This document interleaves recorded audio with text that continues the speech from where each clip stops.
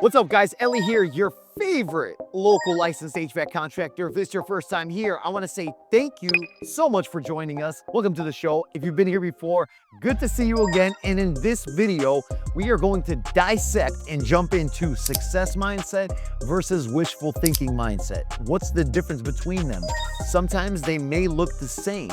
Who has a successful mindset and who has a wishful thinking mindset? Now, before we get started, I want to tell you a story. A few years ago, I was listening to a Tony Robbins program, and Tony said that if a person is not successful, it is simply because they don't want it bad enough. And I'll be honest with you, when I heard that, I was really offended. I was kind of frustrated when he said that because I thought to myself, what do you mean I don't want it? Of course I want it. I'm listening to this program. I want it really bad. But the truth is, when I started to think about what he was saying, he was talking about that if a person wants success, there are certain things that they must do. Some people can get to success using this avenue.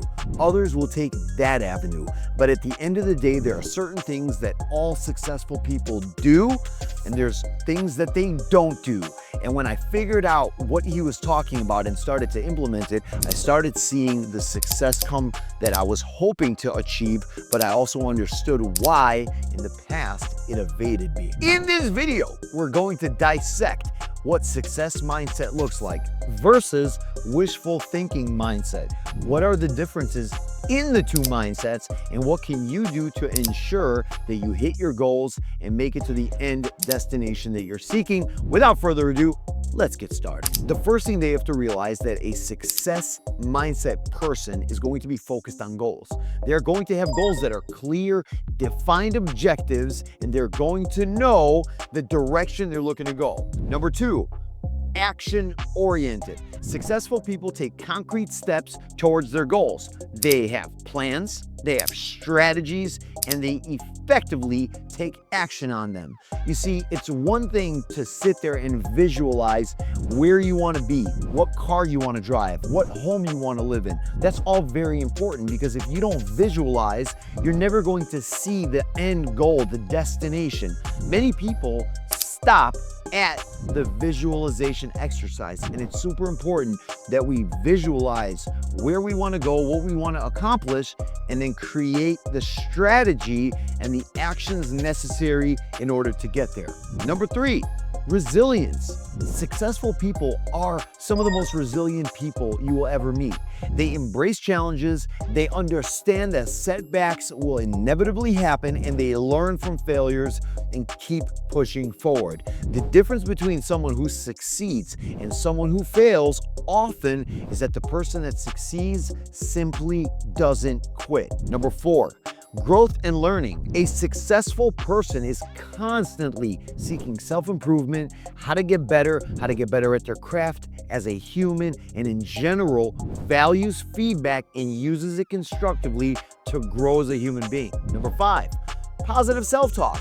Practices affirmations, constructive dialogue with oneself, visualization, right? Like we talked about, you have to be able to envision where you want to go so that you can create the roadmap in order to get there. Successful people also maintain belief in personal capabilities. You have to believe that you can get there. Number six, accountability. Successful people have the ideology, if it's to be, it's up to me. Whether it's good, bad, or indifferent, I'm going to take responsibility for it all. Successful people also engage with mentors, and they have others around them that are already doing what they want to do and accomplish. Now, let's talk about wishful thinking. People that are general wishful thinkers have vague desires. They lack clear, actionable goals. They focus on what they want, but really don't have a plan on how to accomplish it or get there. Number two, wishful thinking breeds inactivity. They rely on hope rather than action, and they often await for fortune or luck. Like some books say that if you visualize it and see it long enough, it's gonna end up in your mailbox. Number three, avoidance of challenges. A person who is a wishful thinker fears failure, and therefore they avoid taking risks. And we all heard the saying, no risk, no reward. Often they give up at the first sign of difficulty, and at the end of the day, they do not want to be challenged. They do not want to be held accountable. Number 4, fixed mindset. They believe that abilities are static and unchangeable, and you either got it or you don't got it. I hear many times people say, well, I'm not naturally good with people, or I'm not naturally a good salesperson. That's awesome. Now that you know that, guess what? You can become better. You can read, you can go to seminars, you can watch videos. There are so many resources available to all of us that there is no excuses for not getting better at whatever craft or skill we need in order to move forward. Wishful thinking mindset rarely seeks growth or new learning opportunities, and they just want to stay comfortable. Also, number 5, negative self-talk. They engage in a lot of self-doubt and pessimism, and therefore, because they may not have accomplished certain goals, they criticize others and talk down on people who have accomplished those goals. And they'll talk down on people who are successful. But ask yourself, if you say you want to be successful, why do you steady knock other people that have gone through the fire in order to get to the other side? Number 6, blame and denial. This is a cardinal sin of successful people. Wishful thinkers fail to take responsibility of outcomes. They often blame external factors for lack of success or lack of progress or whatever the case may be. It's always your fault. It's not the fact that I'm unprepared. It's not the fact that I came to work late. It's not the fact that I didn't go to sleep early enough. It's always your fault. It's I gave him, I gave her, I tried this.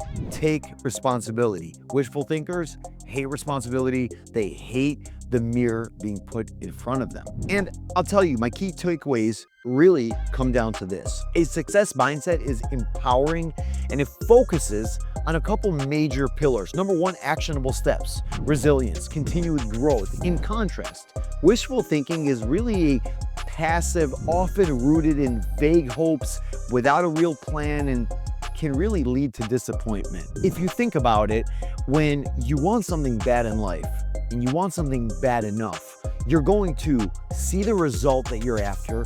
You're going to figure out how to get from point A to point B, and then you're going to get after it. If you choose to have a goal or a dream or a vision that you do not make a plan of action to attack, chances are you don't really want it bad enough. And the reason I say that is because I've went through this myself. There were times where I've said I wanted something but was not willing to put the work into it. And when I look back in hindsight and ask myself, why wasn't I willing to do the work? The real answer is, I didn't want it bad enough. Because when I found something that I wanted bad enough, no matter the risk, no matter the struggle, no matter the task at hand, I went and got it done. So if you want something bad enough, you're going to figure out a way to do it. Guys, thank you so much for watching this video. If you found this helpful, if you found this entertaining or educational, please do me a favor, hit that like button and drop me a comment in the comment below. I would love to hear your thoughts on wishful thinking versus successful thinking. I hope you all have an amazing day. My name is Elie. Until next time, I'll see you later.